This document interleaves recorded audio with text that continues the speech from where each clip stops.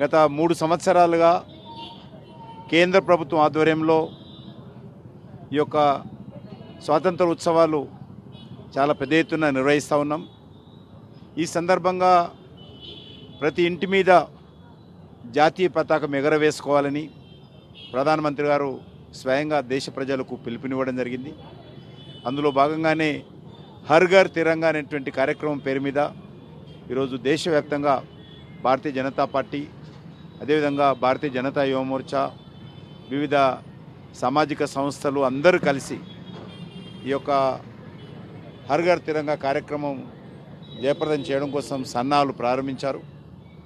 అందులో భాగంగానే భారతీయ జనతా యువ మోర్చా ఆధ్వర్యంలో తెలంగాణ వ్యాప్తంగా, దేశవ్యాప్తంగా ఈ యొక్క తిరంగా యాత్రలు నిర్వహిస్తూ ఉన్నాము.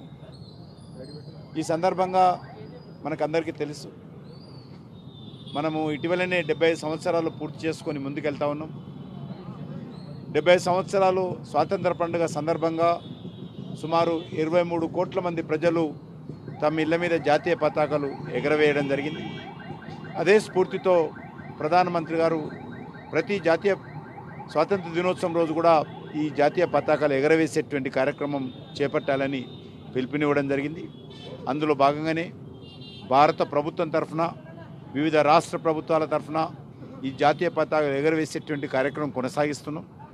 అందులో భాగంగానే ఈరోజు వివిధ రాజకీయ పార్టీలు, సామాజిక సంస్థలు, విద్యార్థి యువజన సంఘాలు కూడా ఈ యొక్క తిరంగా యాత్రల పేరు మీద మోటార్ సైకిల్ యాత్రలు కూడా నిర్వహిస్తూ ఉన్నారు. ఇది దేశమంతా కూడా జరుగుతూ ఉంది.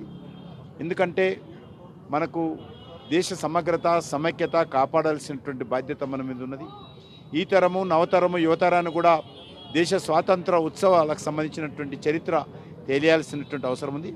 అందులో భాగంగానే ఈరోజు హైదరాబాద్ నగరంలో కూడా అనేక ప్రాంతాలలో భారతీయ జనతా పార్టీ ఆధ్వర్యంలో ఈ యొక్క తిరంగా యాత్రలు జరుగుతూ ఉన్నాయి. ఈరోజు, రేపు, ఎల్లుండి కూడా జరుగుతాయి.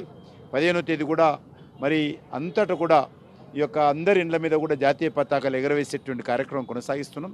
చాలామంది ఈరోజే ప్రారంభించారు. నేను తెలుగు ప్రజలందరినీ కూడా కోరుతా ఉన్నాను,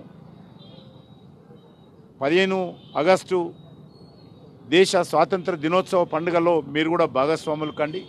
మీ ఇళ్ళ మీద కూడా జాతీయ పతాకాలు అందరూ కూడా ఎగరవేయాలని, అది రేపటి నుంచే 12, 13, 14 తేదీల నుంచే ఈ జాతీయ పతాకాలు ఎగరవేసేటువంటి కార్యక్రమం శ్రీకారం చుట్టాల్సిందిగా తెలుగు ప్రజలందరినీ కూడా కోరుతా ఉన్నాను.